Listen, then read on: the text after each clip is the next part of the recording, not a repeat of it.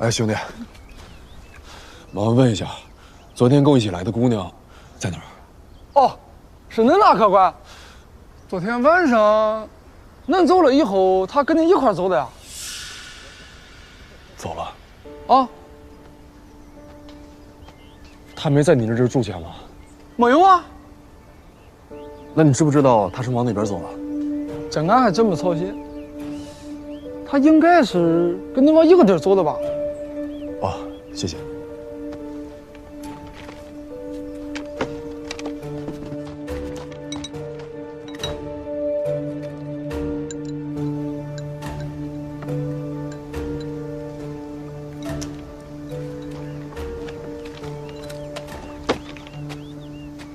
兄弟，啊，再麻烦问一下，如果去山西汾州的话，走哪条路最近？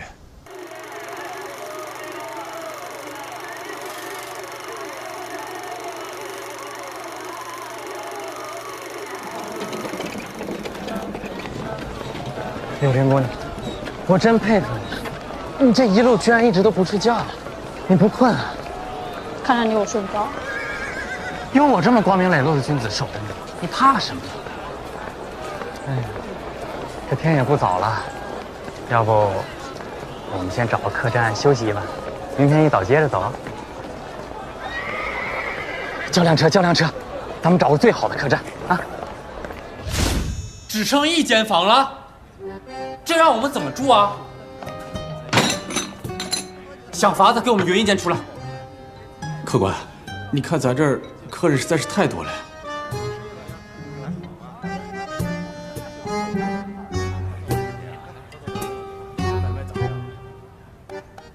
这刚刚都是做买的，他们现在呀已经车好上房间了。哎，我们现在实在是没有房间了，哪怕现在这个上房，也是2位运气好嘞。走走走，咱们换1间客栈就是了。哎，客官，你们要是现在出去找，那可是1间也找不到了呀。你是不知道，现在这2个月是客人最多的时候，到半夜，那都能看到外面有人卷着铺盖睡觉嘞。这可怎么办啊？看来只有将就将就了。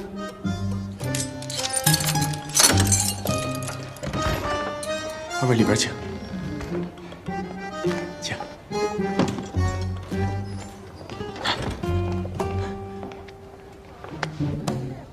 谢谢，爷，您就在这儿好好住着啊。这一层啊都没有人住。你刚刚的台词非常生硬，毫无真情实感，我懒得说你。你现在去给我拿1壶酒，我要一喝就能醉的那种。哎，好，2壶。好嘞。柳林姑娘，今日情况特殊，不得已我们才共处一室。不过你放心，像我这样光明磊落的君子，是一定不会做怀不乱的。不是，我的意思是啊，我一定不会因为要和你一起睡觉就对你怎么样。哎，反正我的意思就是啊，像我这样光明磊落的君子，是定然不会有龌龊小人之举的。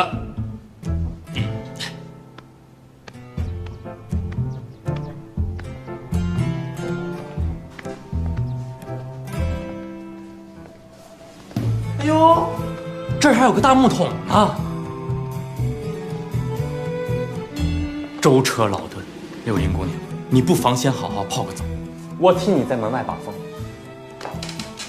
热水呀，能活血止发，能让觉睡得更舒服、更安稳一些。你好好泡一个啊！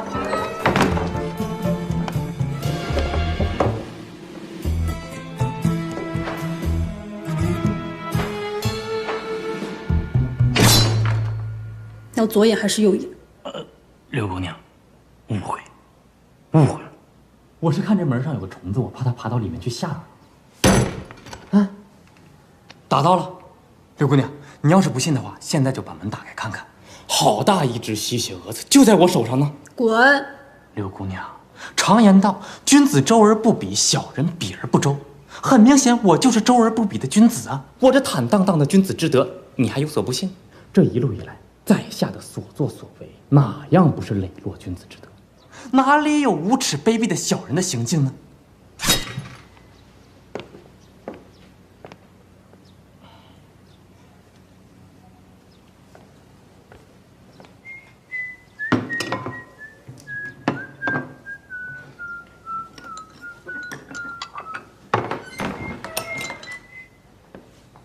饿了吧，柳林姑娘？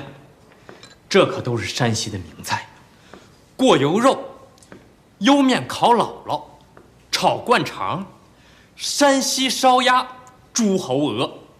听听这菜名，鹅都成猪猴了。哎，坐呀，坐。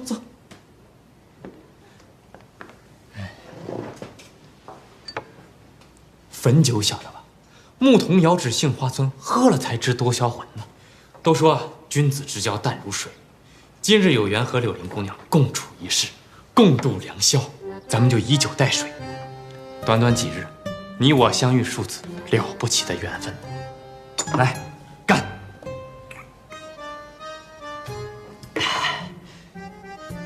柳姑娘，你怎么不喝呀？你身上太脏太臭了，你去洗干净再来吃饭。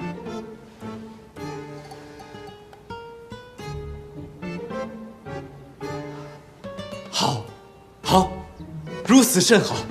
啊，那我速速去洗。柳林姑娘，你别急，等我，马上就洗好啊。这满屋都是柳林姑娘留下的香泽，真是沁人心脾，犹在仙境啊。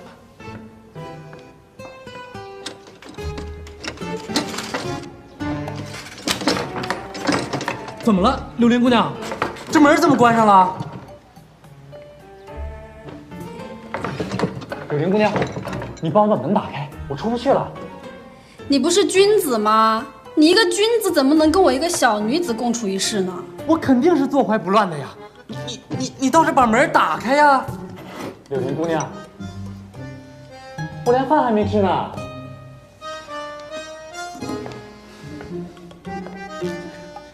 你让我睡哪儿啊？柳姑娘。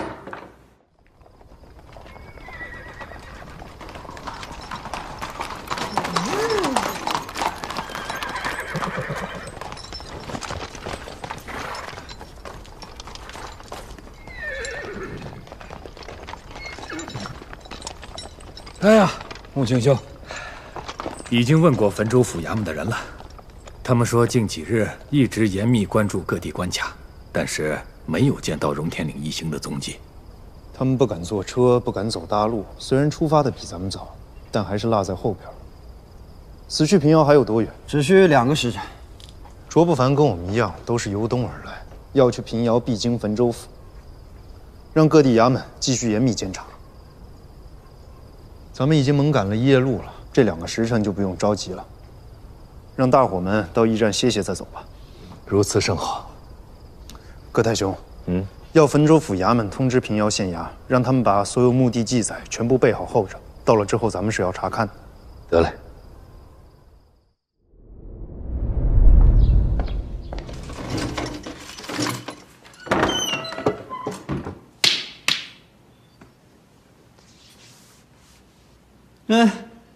柳姑娘，我本将起，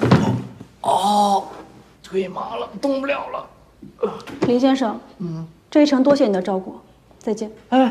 哎，柳姑娘，柳姑娘，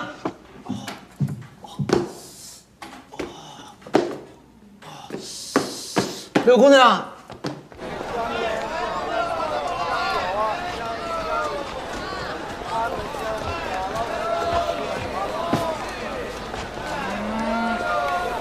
这车走不走？上哪儿？平遥。拉什么货？拉我。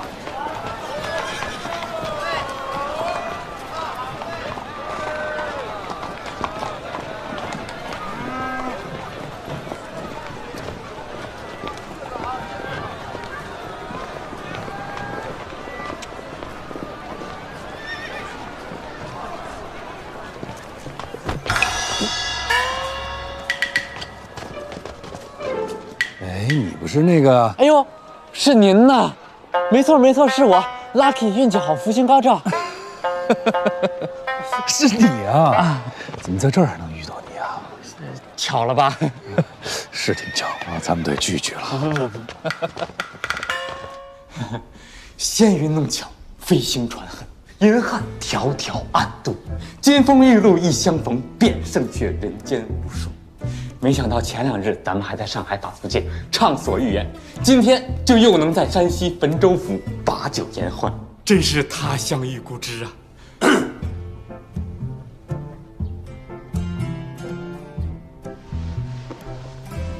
大人，大爷，这是怎么回事啊？啊，我知道，大人一定是要问我为什么会在这儿，对吧？我全说。我原本的打算呢，就是从上海到山西汾州府来收货的。这地方坟多，挖坟掘墓的人也多，所以古玩就多。我是做古玩生意的呀，所以我收货，我不来这儿，我还能上哪儿啊？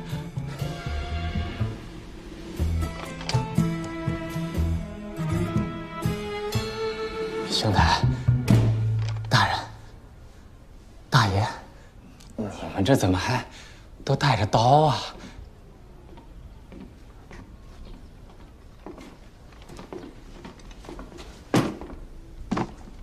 穆青霄，箱子我都查过了，没有任何异样。他本子上都记着汾州府和附近的古玩行，都问过了，是真的。这个人就是个古董贩子罢了。可不是嘛，我就是个古董贩子。2位兄台，2位大人，2位大爷，咱们都是老相识了，你还信不过我吗？你知不知道我在查案？知道，不知道。我是觉得大人您这么跑来跑去的，肯定是在办大事。那你知不知道我查案所到之处，都遇到了你？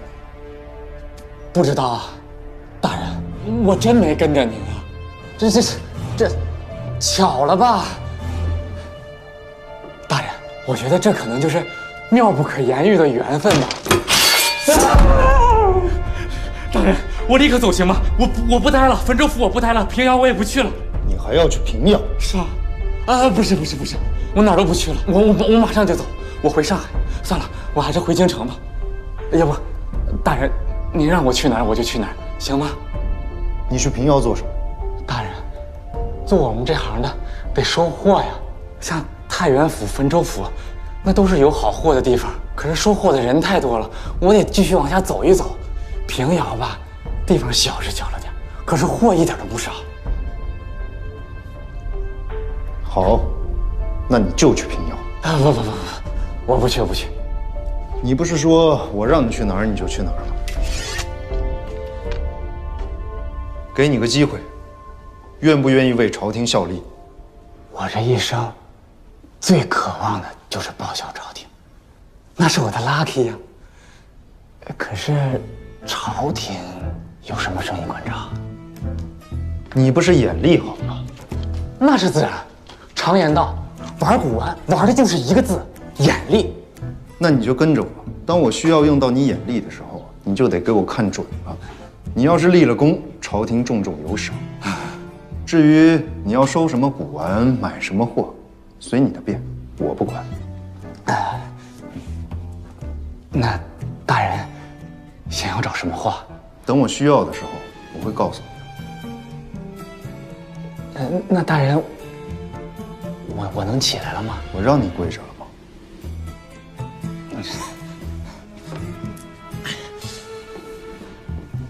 大人，我跟你说，您找我真算是找对人了。在古玩行里面，虽然说我年纪算是轻的，可是我是罕见的天才。什么是天才？天才那就是天给的才算。我这双眼就是天给的。虽然说呢，我名叫 Lucky 啊，但是玩古玩呢，天天靠福星高照，照，那是罩不住的，还得靠本事。我这双眼就是本事，这可是一双慧眼呐，无宝不失，无针不认，从未失手。哎，兄台，你胳膊上戴的那串子，我就认识，我懂。南洋深海珊瑚，配上顶级的匠人，全手工打制，对不对？我还知道，此珊瑚生长在惊涛骇浪的孤岛近海之中，一年365天，只有3、5天的时间能够潜下去采摘。一旦错过了这个时间，至少还要等上1年才能再潜下去采摘。行了，行了，行了，我知道你眼力好，眼力够。带着他一起上路吧。走走，我紧跟着你走。去哪儿？去平遥。平遥，大人，到了平遥，您想要什么货，只要您开口，我肯定给您找到最好的、最真的、最值钱的东西来，而且还得是以最低价收进。行了，你赶紧收拾收拾东西，准备上路吧。赶紧走吧。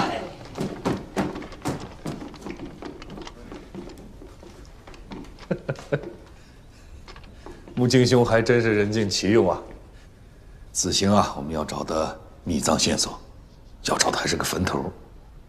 带上这么个人，还真能派上用场。这厮在古玩上的眼力，你我都见识过，确实不俗。另外带着他，我也想确认一下，他究竟是不是这么巧，总能跟我们出现在一个地方。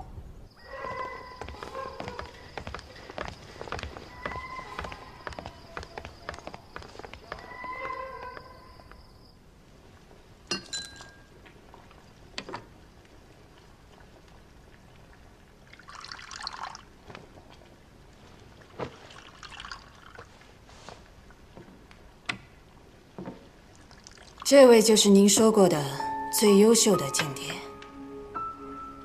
叶尚寒。你有名字？请问阁下怎么称呼？叫我林安志就好。既然是最优秀的间谍，我可以试一试吗？你随意。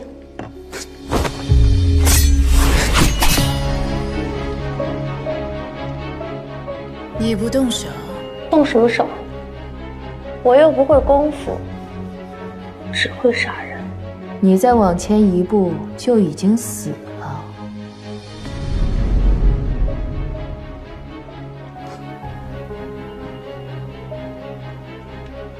你不用不服，我说他是最优秀的，他就是最优秀的。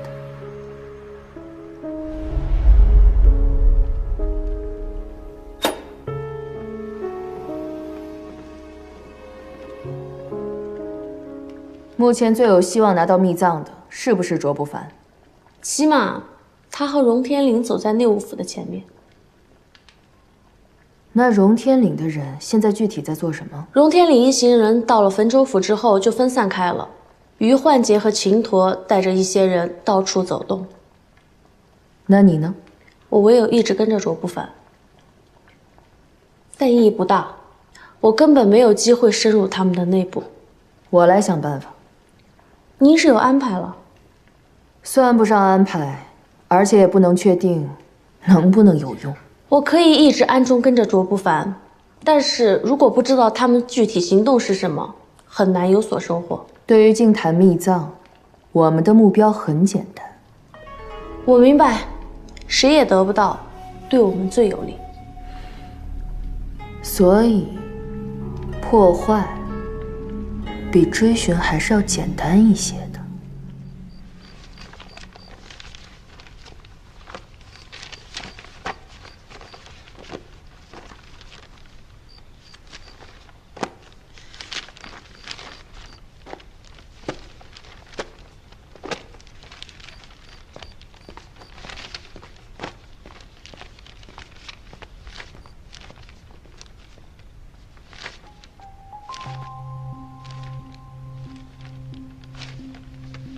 成千上万的坟头，这么找下去简直就是大海捞针。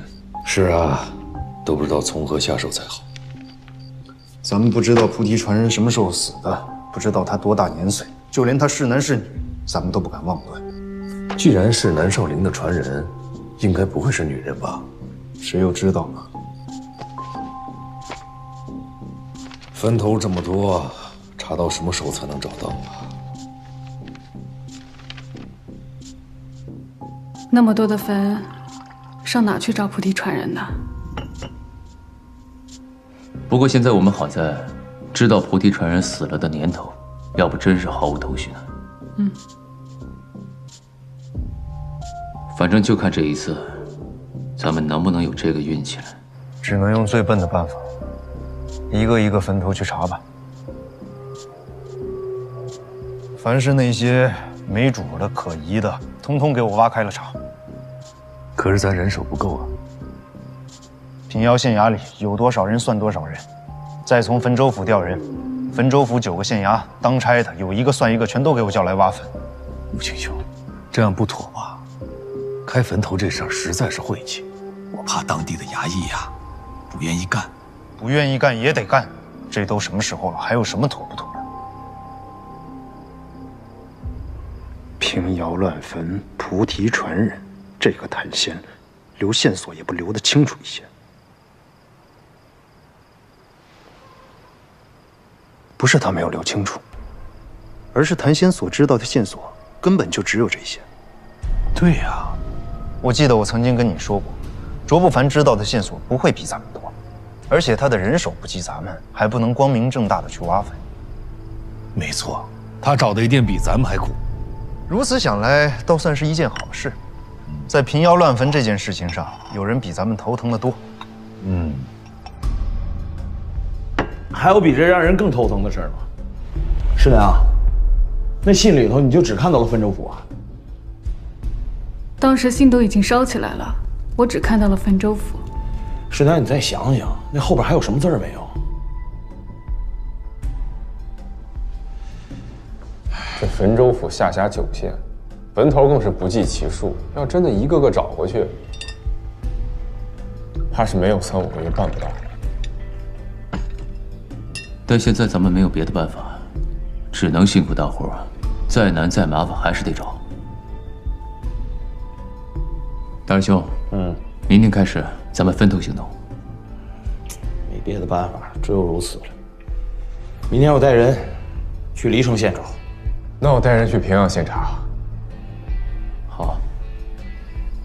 对了，存心大人跟我说过，上一次内务府寻找禁坛秘藏的时候，曾经到过山西追查过铲子、盗墓那帮人。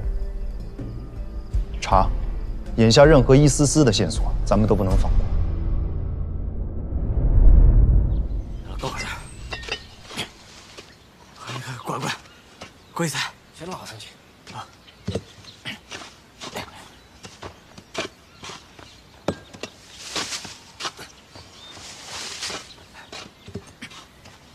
大师兄，这有块墓碑没有写名字，挖不挖？挖，凡是有异样的都给我挖了。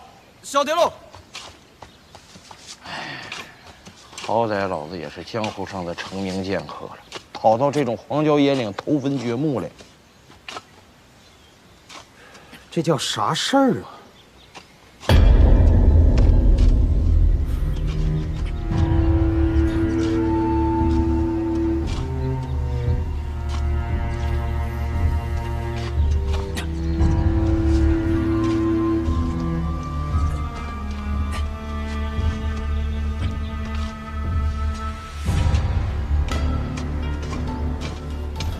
兄弟们都仔细搜一搜啊！我去四处看看。晓得喽。仔细找啊！哎。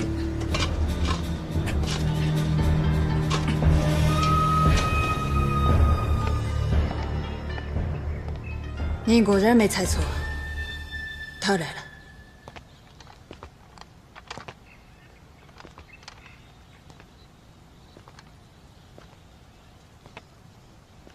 于大侠，滇红应该对你的口味吧？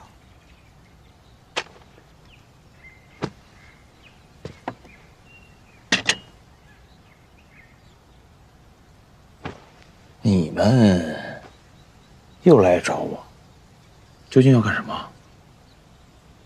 以你的聪慧，难道还不知道我要干什么？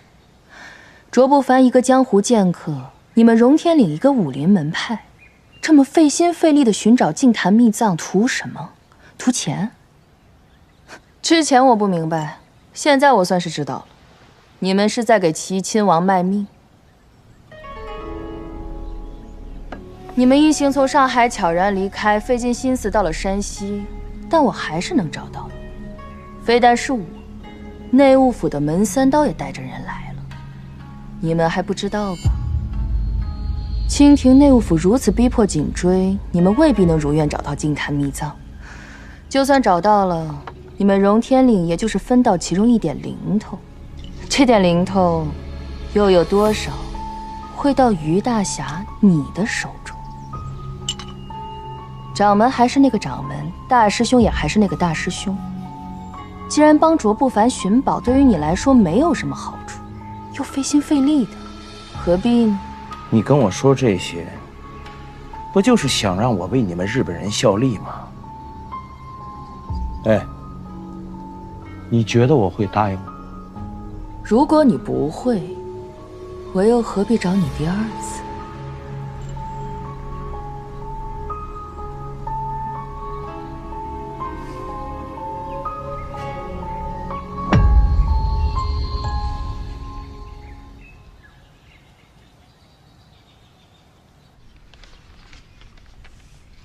穆青兄，你看，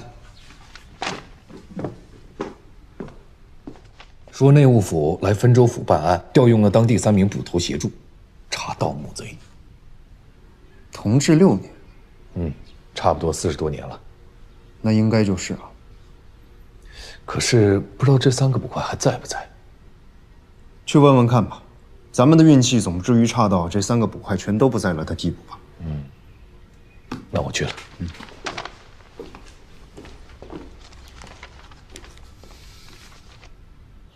你为我效力，帮我。如果最后是我找到了秘藏，我可以分你1成的财富。据我所知，仅此1成就可以富可敌国。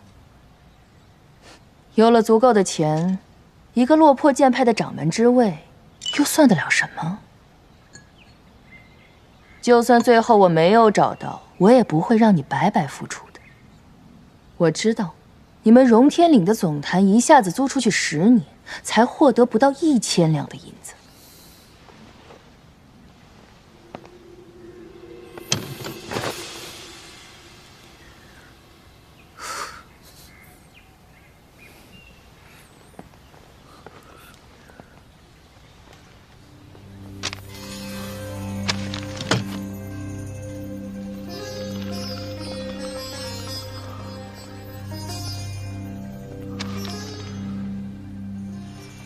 这只是定金，你自己看看有多少吧。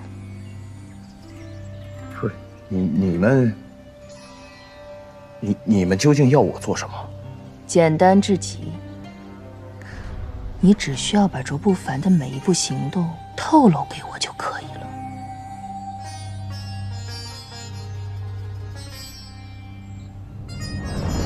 那你们要是自己没本事，抢不到卓不凡的东西，可就没我的事儿了。当然，如果我们和荣天岭兵戎相见，你对着我动刀都没有关系。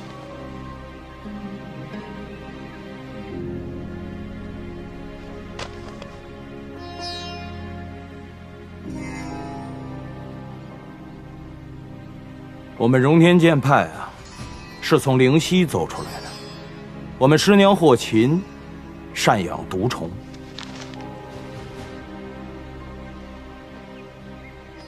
这毒虫啊，闻到陌生人的气味便会出现异样，哪怕你们走得离它近了点，它也一定能发现。所以，如果你们来找我，不能直接出现。那你怎么把线索给我？啊，我自然会有办法让你知道。可以。有一件事我一直很好奇啊，你们的师傅死了很多年了，死的时候年纪也不小了，怎么会有霍琴这么年轻的师娘？我查了你们，但是查不到缘由。这又不是什么好事儿，门派自然不会声张。你怎么查呀？说来听听。穆青兄，哎，我把这个衙门呐都问了一圈了，可算找到帮内务府办案的那仨捕头了。我还真怕这过去44年，3个人都死了呢。有2个确实已经死了。活着的那个得有70了吧？72，姓秦。那应该已经回老家了。住得远吗？咱们运气不错，这秦老头啊就住在城郊。穆景兄，咱们走一趟吧。毕竟是一个老人家了，先买一些点心带上。哎呀，几年前师傅生了一场大病，一直好不利索。后来说是找了一个算命的，啊，要找一个黄花大闺女冲喜才能治得好。哎，我们这个地方又偏又穷，根本找不到合适的，也花不起钱去买。最后，霍琴啊，原本就是门派的小师妹，没办法，只能用她了。门派的小师妹。那你们这些师兄师弟的，就没有喜欢她的？喜欢不喜欢的，她成了师娘，那谁也不能说呀。那你师父死了之后呢？啥话哟！师傅就是师傅，不管在与不在，那都是师傅。其实我对你们这些事情也不感兴趣，我只是觉得你们灵溪有些习俗挺有意思的。我们既然已经达成协议，你就不能再对我有所隐瞒了。你现在可以告诉我，卓不凡接下来要做什么了吗？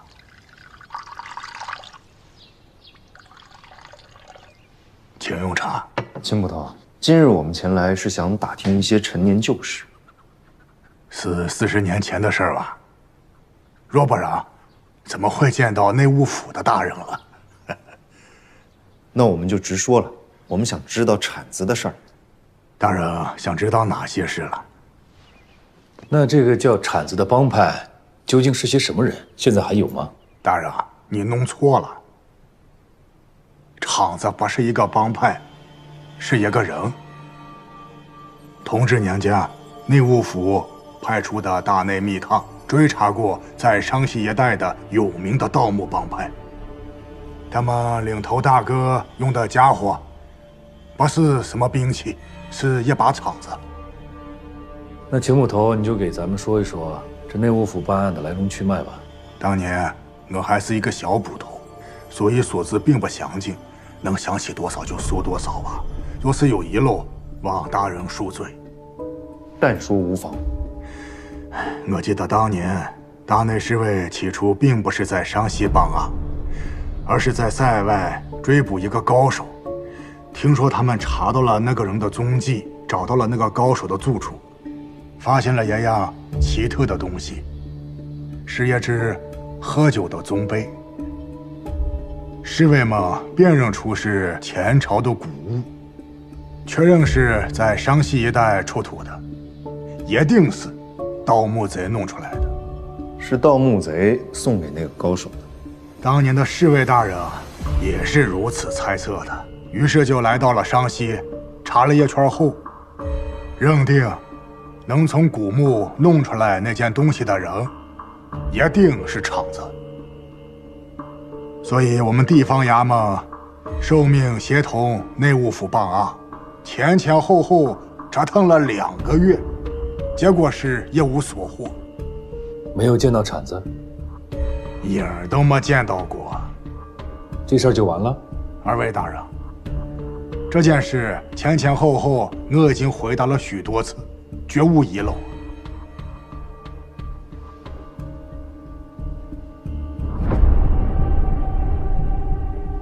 既然如此，那今日多有打扰，秦捕头，告辞。二位大人慢走。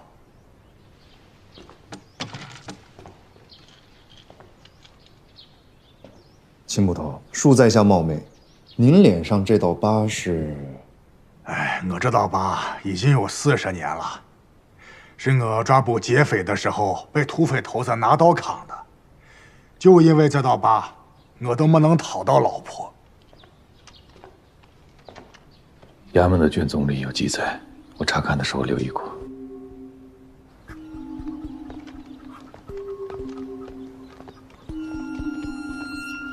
秦捕头，你为什么要说谎呢？你还是实话跟我说吧。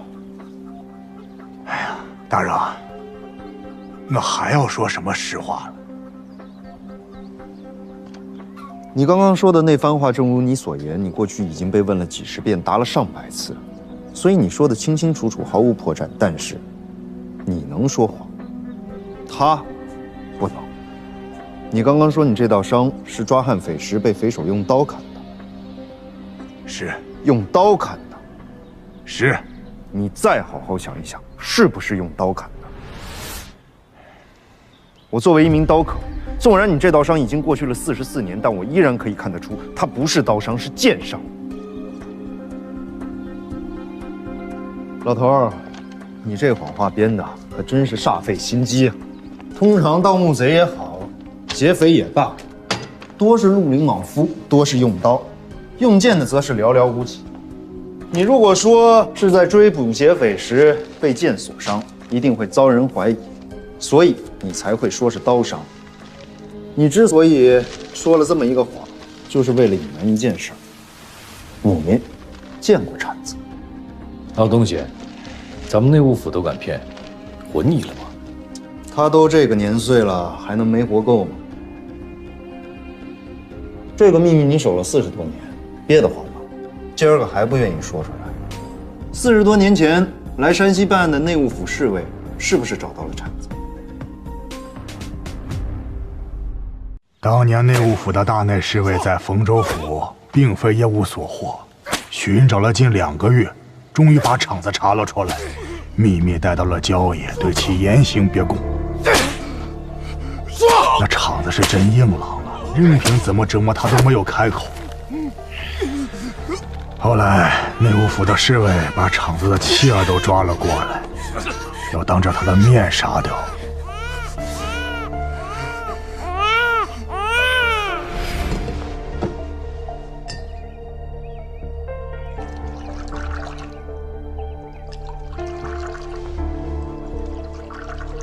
当时衙门调去的3个捕头，只有我一个人在场。说实话，我是看不上那人妻儿做要挟的行径。可你们大内帮啊，哪里有什么仁义可讲了？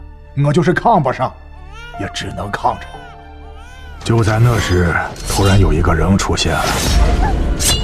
那人身形鬼魅，长剑如虹。我后来才知道，那个人就是内务府苦苦追击的塞外高手，几乎一瞬就将数名侍卫尽数刺倒。我当时吓坏了，仓促间就乱了，结果抓起了铲子的幼子，挡在身前。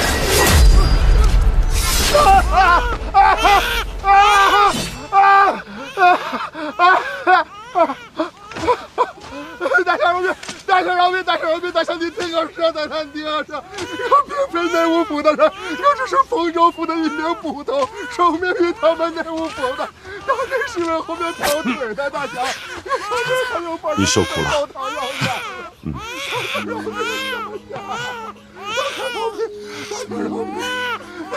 饶我一命！大侠饶命！大侠，饶我一命吧！饶我一命！大侠，我饶了你，谁饶他？大侠饶命！大侠饶我一命！大侠饶命！大侠饶命！那会儿我是真怂了，在人家高手面前，那叫一个屁滚尿流，这辈子的头在那一会儿都磕完了。那个高手最终没有要我的性命，他跟我说，如果日后厂子和家人有任何不测，我都难逃一死。后来呢？之后40多年来，我一直守口如瓶，所以衙门的记录中从没有留下这一笔。你守口如瓶，不是因为怕，我是得对得起那位不杀我的高手。可你现在说了，还对得起吗？对得起，因为厂子早已经不在了。铲子死了？是。那他的后人呢？我不知道，早已音信全无。那你是否知道铲子的老家在哪儿？厂子当年的家在丰州府介休县的村河垒。大人尽管去查，反正人你是找不到的。秦捕头，多谢，告辞。大人，你不抓我，你都72了，我难道还把你抓回去治你个欺骗朝廷的罪啊？这40多年来你过得战战兢兢，这倒疤这些事儿，已经把你折磨得够了。保重。谢谢。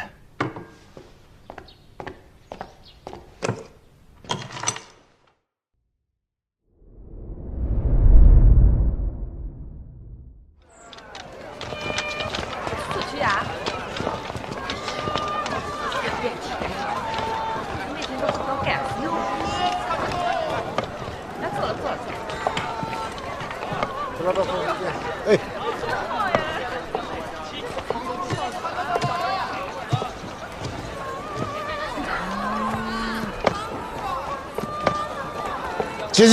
去，套车鬼，到别的地方要去。这位兄弟，我不是叫花子。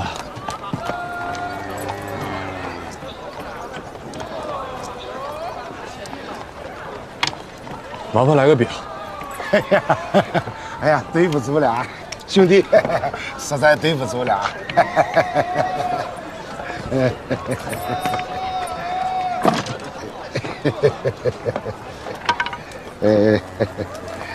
兄弟，哎，麻烦来碗水吧。啊。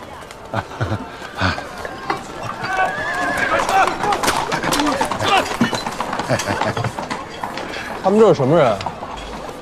北方的兄爷。北洋。啊，你是外地人吧？哦，你不知道俺们这儿的情况，在俺们陕西境内，北野是最大的。那衙门呢？衙门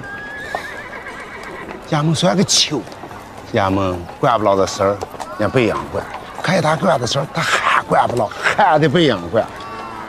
哎，北洋是老大，谁也惹不起呀。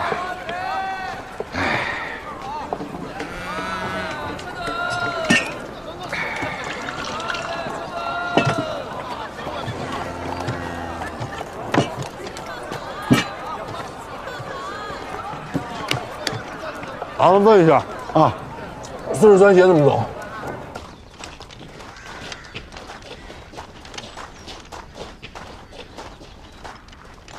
哎，干嘛的？哦，几位兄台。哎，他妈的，这臭要饭的给爷叫兄台，这是你该来的地方吗？走，几位兄弟，走啊！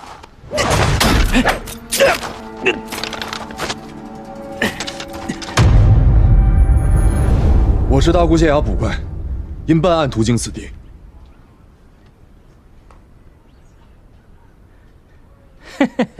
捕头，你一个县衙的捕头，来我山西做什么？这位兄弟，在下就是想打听。你在我这打听不着，就是这汾州的捕快来了，爷也犯不着搭理他。不过话又说回来了，你这衙门的衣服不错呀，正好，出去办案缺钱了，蹲在大街上就能要饭了。这位兄弟，我就是想问一下，这是不是43协？43协？你知道什么是43协吗？想知道在哪儿？低头看看地，抬头看看天。你现在啊，就在43协呢。那正好，我找龙池。找谁？龙池。你们认识他？我当然认识他。你知道龙池是谁吗？在下不认识他，是有一位朋友让我过来。走，你瞎起什么哄啊你？你也不看看你这个德行。不，你先帮我通报一下。走。哎，怎么回事？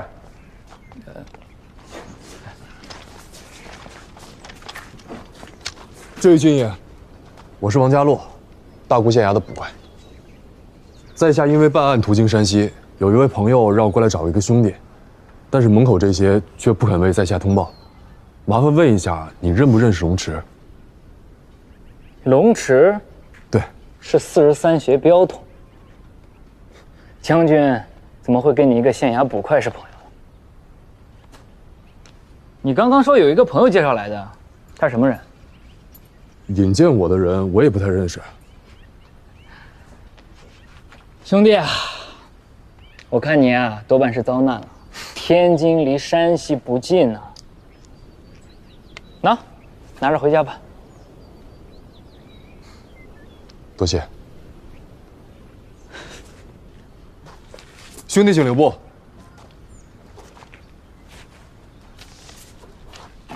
既然见不到龙池将军，麻烦把这封信交给龙池将军。多谢。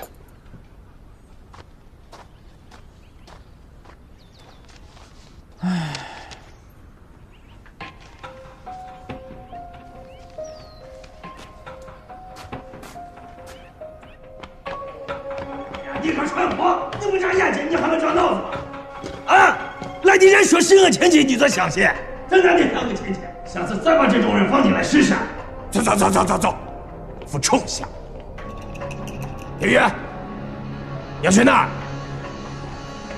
将军，刚刚在营门口有个人被守卫拦着，他是天津大沽县衙一个捕快，说是有朋友引荐，要来见您。天津大沽。这种鸟地方的人都能找到我。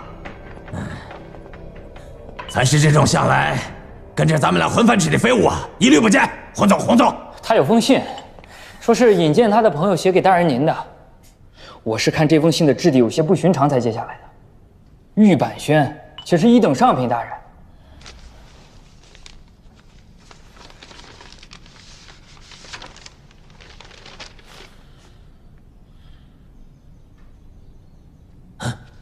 他人在哪儿？刚刚在营门外头。将军，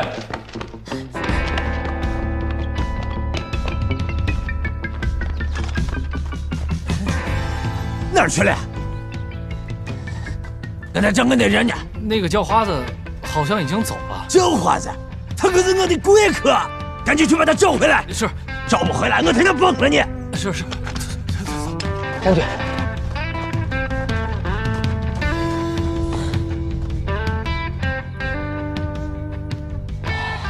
龙池县地，持子者望家洛，虽为一介捕快，却有督导差事，可受谢军校之职，与其带兵在山西办案。此人所查之案，关乎重重，县地需倾力相助。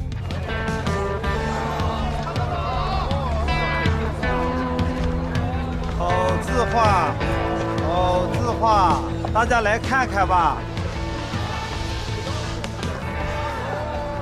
您看这字画多好，就10文钱，您就来一幅吧。不了。孔孟之道，如此廉价。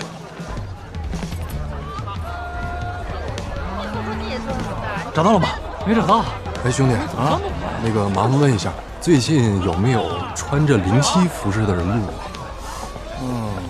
大概20几个人。对，没见过。哎，多谢。兄台，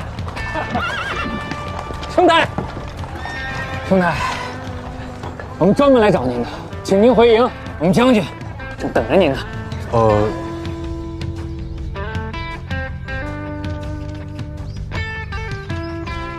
将军，家路兄弟，在下龙池，刚才多有怠慢，太寒啊！王家洛，见过将军。哎呀，没那么多规矩啊，兄弟，这一路看来很是辛苦啊！李玉，有，赶快带家洛兄弟洗个澡，换件衣裳，将厨房备宴，给家洛兄弟接风。兄弟，这可都是山西的特色菜呀，尝尝啊！多谢将军款待。哎，这个是招待贵客的，你先来。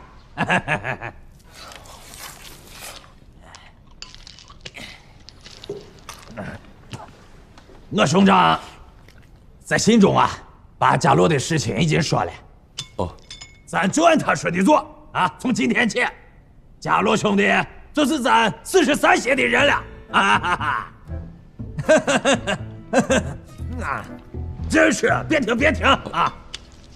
这个关键呢，谢军校先给你调派30个士兵，全权由你指挥，以方便你查案追凶。果真如此，那真的是太感谢将军了。来，将军，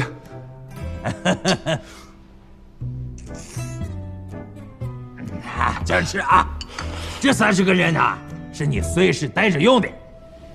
如果需要，随时增至300人。家洛兄弟，你对山西不熟，兵呢你也没咋带过。是，我打算再给你派一个副官，方便你在山西做事。丁宇，你就辅佐家洛，协助他查案追凶。丁宇，听候家洛兄的差遣。多谢丁宇兄。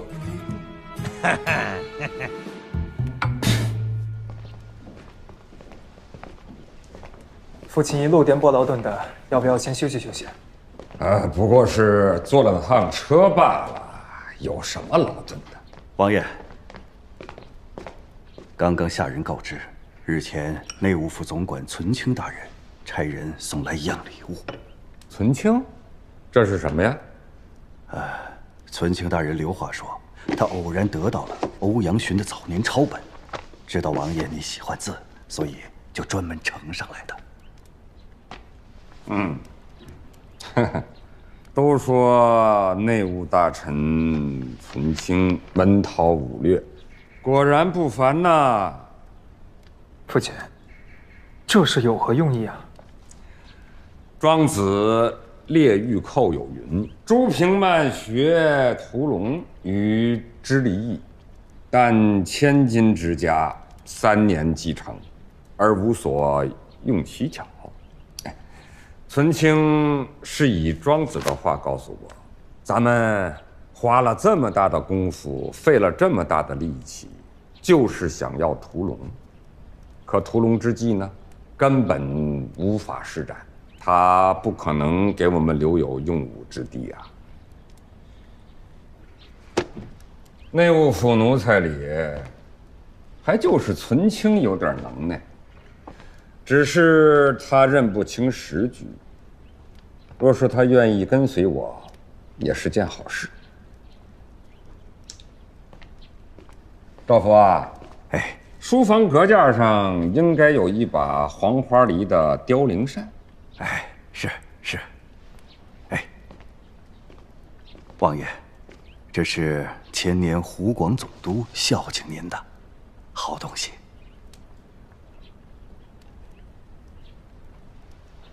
让人给存清送去吧。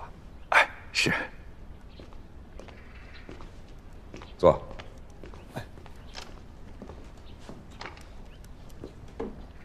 没明白什么意思。知不知道有句话叫"识时务者为俊杰"？知道。儒生俗世，识时务者在乎俊杰。此间自有卧龙凤雏。这句话出自《三国志·蜀志》，卧龙拿的就是凋零扇。存清好读三国，他立刻就会明白我的意思。父亲，您的意思是让存清懂得识时务？我以此强硬之态回应，又表露愿意招贤纳士的态度，就看存清这个奴才能不能想明白了。父亲，您果然高明。这次我到上海和法国、英国的领事都有接触，他们表示会全力支持我们。一旦政变成功，我重组大清内阁后，各国会迅速地给予承认。那可太好了！只要他们愿意承认，那起码在国际上我们就是名正言顺的了。当然要做到名正言顺，一切都已经准备周全，只等起事。海潮啊，咱们两个将改天换地。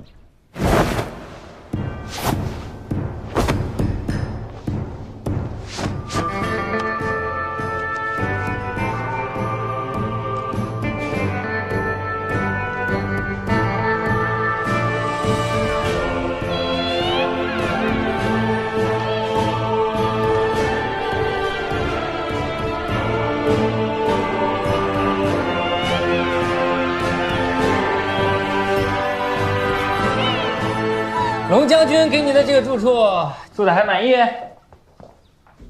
这房间实在是太大了，龙将军也真的是挺客气的。你说我一个人住这么大的地儿，岂不是太浪费了？我实在是受不起。贾洛兄，你现在是协军相，是带兵的大人，有啥受不起的呢？坐。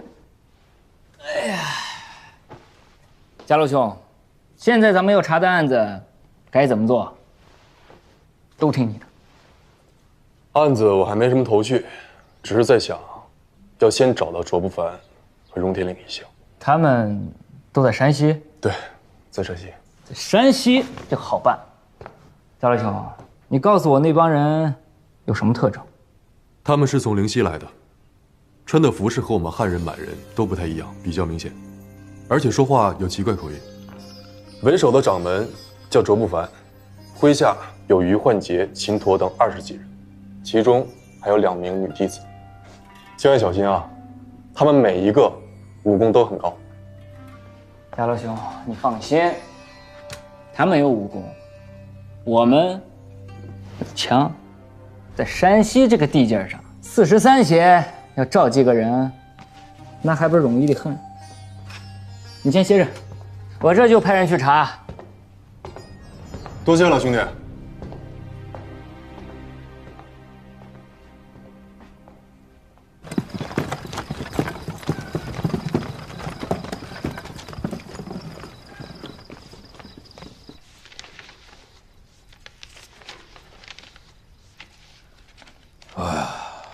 这里是介休县底下村子的户籍部了，3个村落，共有4万余户呢。咱们不知道产子的本名，这么查下去啊，怕是毫无用处。葛大兄，还是明日走一趟介休吧。哎，穆清秀，今儿个钱捕头说的那个塞外高手是什么人？我一直在想了很久。这个塞外高手应该就是谭仙在上海饭店墙上所写的菩提传人。若他是南少林菩提院首座传人，有这么高的功夫，也就说得过去了。这2人的关系绝非寻常，产子就在此地，菩提墓穴的线索也指向此地，所以这2者必然存在关联。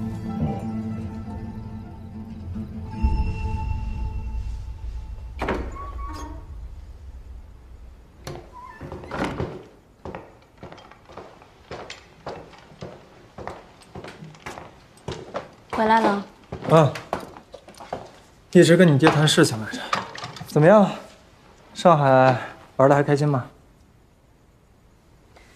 本想去租界买些洋装，去看了看，没什么中意的，也就作罢了。婚礼热闹吗？都不能说是热闹了，简直是聒噪。那应该挺有趣的吧？有什么趣啊？一个乱字。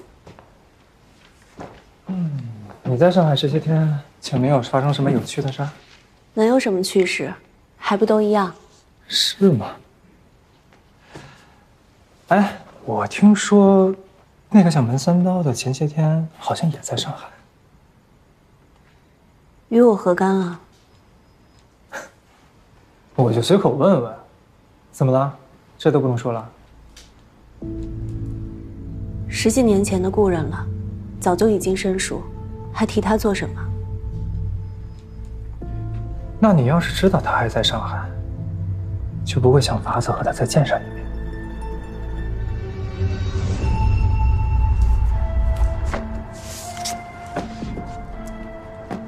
我有些累了，先去休息。怎么这就累了呀？啊？我坐了1天的车呢。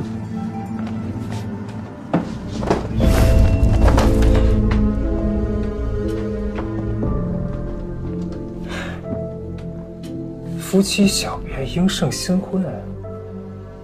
你对我就一点想念都没有。我是真的累了，我要休息。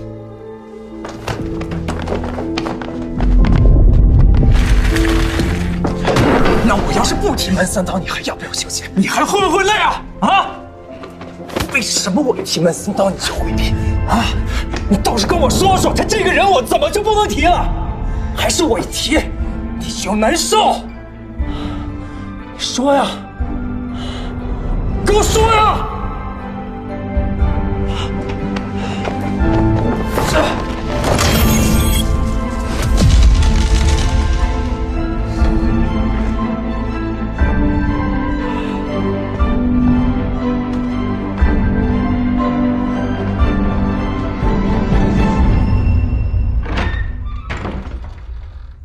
荼蘼不争春，寂寞开最晚。这几句话是你当年跟我说的，你记得就好。这个就是荼蘼花的种子，你把它撒到土里，不日就可见一朵朵白色小花，很是美丽。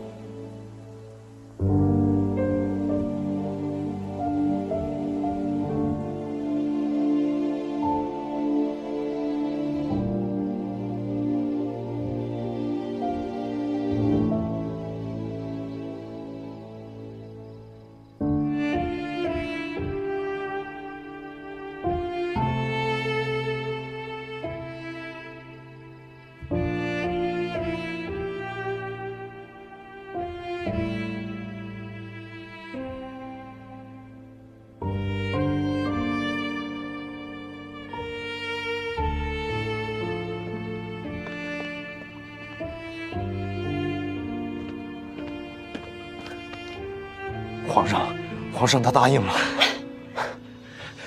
但是他跟我说，眼下最重要的事情是要先变法，待变法成功之后，他就亲自为我做主，向王爷提婚。皇上，他真的答应了啊！太好了。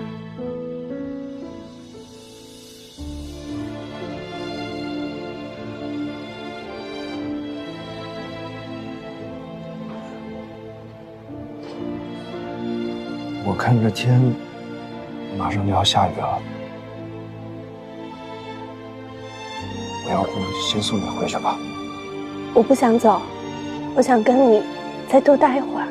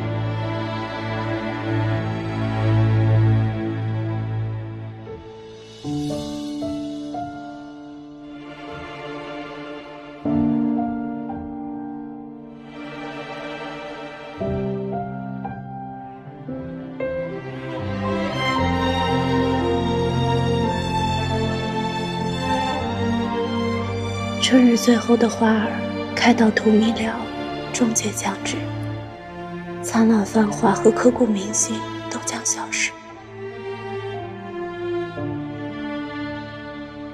母亲，保重。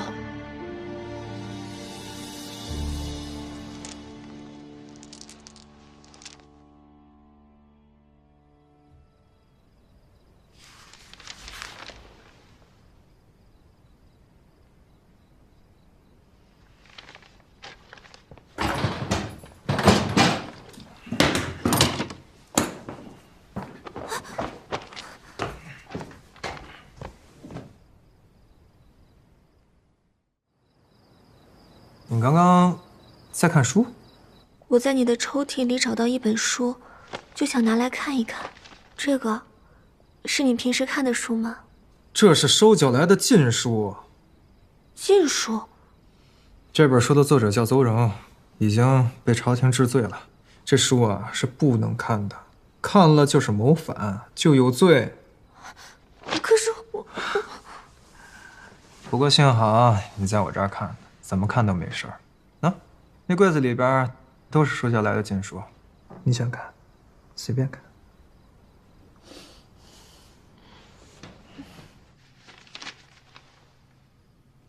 报告，进。冯将军，你知道为什么要让你给小捕快做副官了？将军明示。坐。王家禄追查什么杀人凶手的事，不是怪杰，怪杰是荣铁岭也行，要追查的静态密藏。静态密藏是什么东西？钱呐！这笔巨款非同小可呀！将军的意思？哎呀，不是我的意思，那是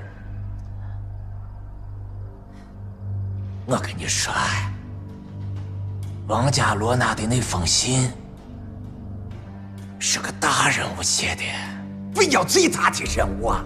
王家洛说的那个胖子，难道是？停，别说出来，够了。明白，属下明白。之所以让咱们43协的人帮助王家洛，就是想通过这种方式监视各路夺宝的人。既然这笔钱谁拿到了都不是好事，那不如让咱北洋拿到。北洋要是拿不到，谁也别想拿到。他王家洛追凶，你就跟他追凶，追荣天里就是追宝呀。你不管王地宝抓人还是进踪，你反正只管盯着密藏的踪迹，不得有失。属下明白。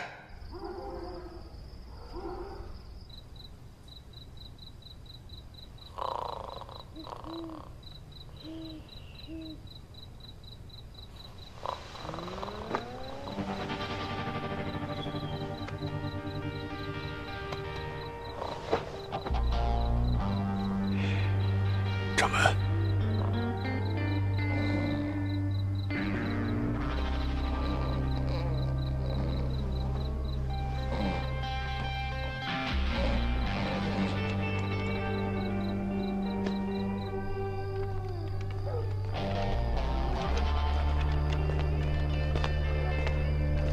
怎么样，马准备好了吗？准备好了。我们这是去哪儿嘛？泽州。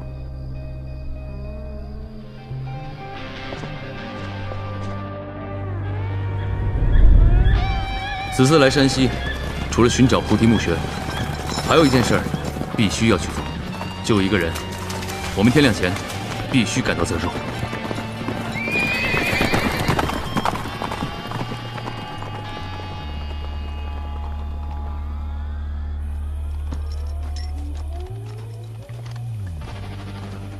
在这等着我们。走。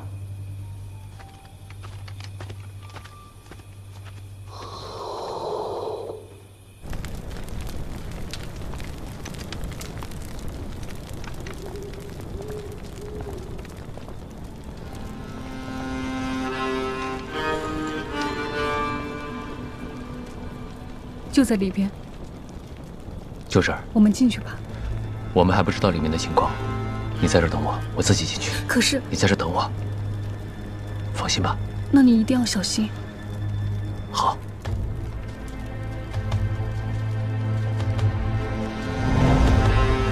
什么人？胆敢擅闯大牢，上！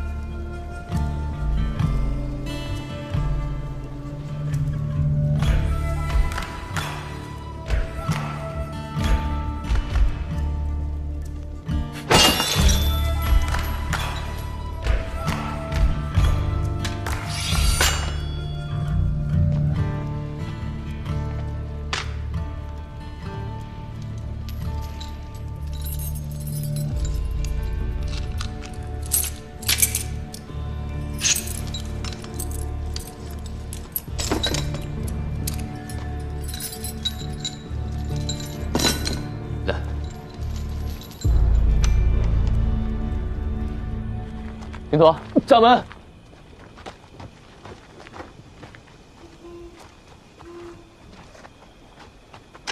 不凡拜见师伯。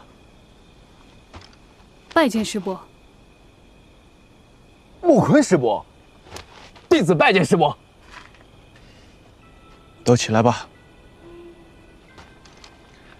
没想到，你都成了掌门了。哦，对了，刚才忘了介绍了，这位是门里的小师妹。师伯您出山的时候，她还没来门派呢。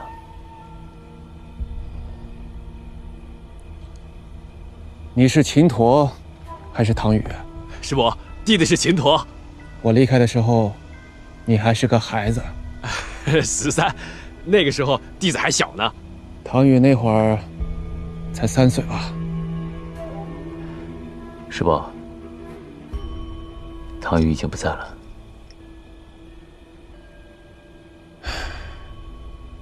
诸事无常啊。师伯，当年你为了让天下人都知道荣天剑派，所以毅然决然去往了中原。但您走了几年之后，突然杳无音讯。师父他也甚是挂念，多方打听还是没有您的消息。我也是最近才知道您一直在山西，所以这次来一定要把您救出来。我已是风烛残年，出不出来，又有什么不同呢？师伯您言重了，您是如今门派辈分最高的，有您在，门派才有主心骨。你们怎么会来山西的？这事说来话长，我们先回去，路上慢慢跟您说。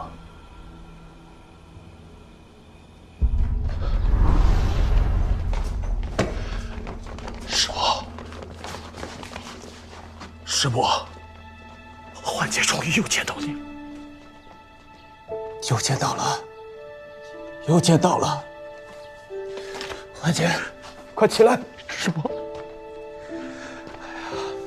没想到你都这么大了。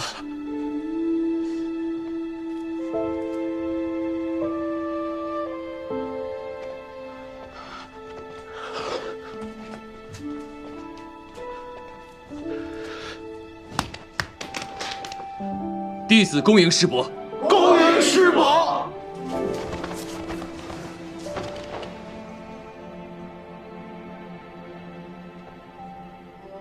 起来吧，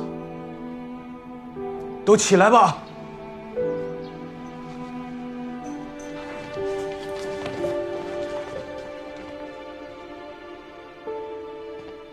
大师兄，师伯一路劳累，就好好照顾照顾。大伙儿先出去吧。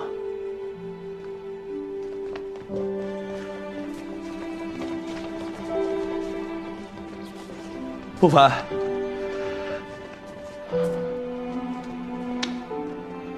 掌门，谢谢。大师兄客气了。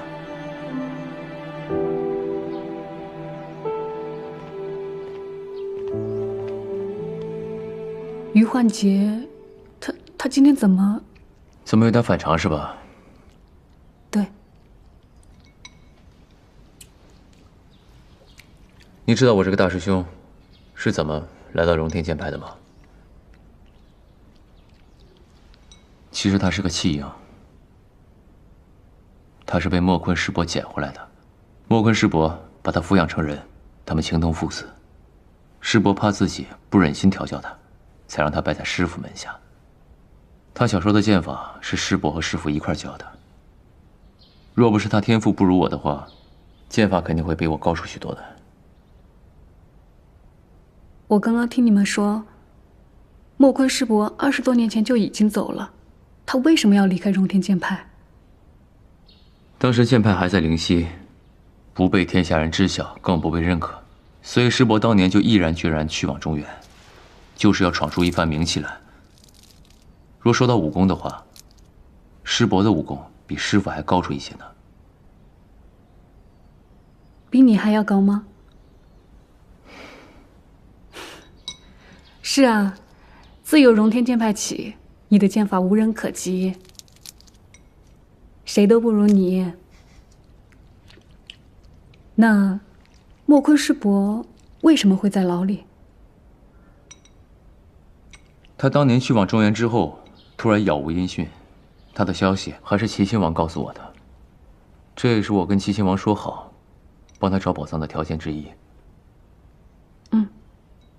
当年师伯去往中原之后，的确让更多人认识了龙天剑派，因此也结交了很多武林上的朋友。他失踪是因为当时在戊戌变法时，出手帮了维新派，但变法失败之后，他就被当作乱党缉拿，最终不幸在山西被俘，就一直囚禁在泽州大牢。若不是此次我们把他救出来，他恐怕要在狱中终老了。莫坤师伯辈分比你高，和于焕杰又情同父子，他们会不会？不会。之前于焕杰根本不知道莫坤师伯的下落，我若有此担心的话，大可置之不管。我既然选择把他救出来，就不会顾及其他。更何况，莫坤师伯根本不在乎掌门之位，要不然他当年怎么会毅然决然去往中原，让师父来做这个掌门呢？而且有师伯在的话，于焕杰多少会有些收敛。你为什么不跟莫坤师伯提我？我是不知道怎么开口，我怕说完之后，他心里会怪罪师父。你是怕他怪罪你师父？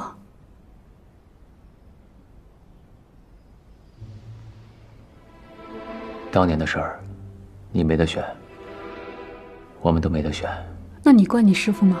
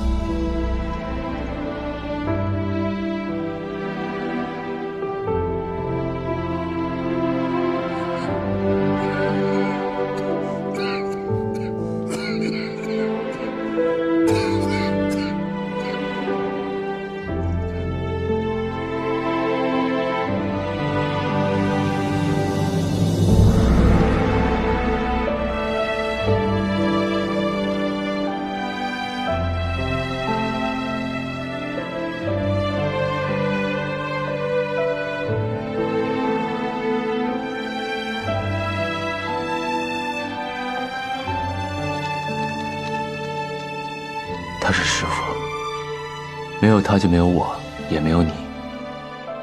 你让我怎么怪罪他？